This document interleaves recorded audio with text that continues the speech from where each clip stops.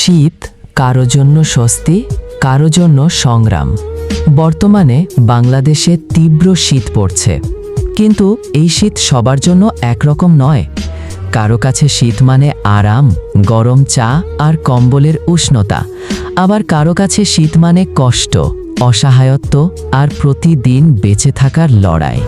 বাংলাদেশে শীত এলেই সবচেয়ে বেশি ভোগে দরিদ্র ও ভাসমান মানুষ, বৃদ্ধ ও শিশুরা, নিম্ন আয়ের শ্রমজীবী মানুষ।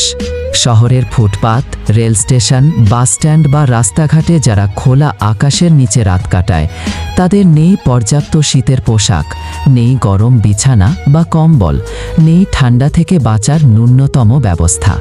একটু ভেবে দেখুন, রাতের তাপমাত্রা যখন ৮-১০ ডিগ্রিতে নেমে আসে, আমরা ঘরে কম্বল মুড়িয়ে থাকি, আর তখনই কেউ ফুটপাতে কাঁপতে কাঁপতে রাত পার করছে।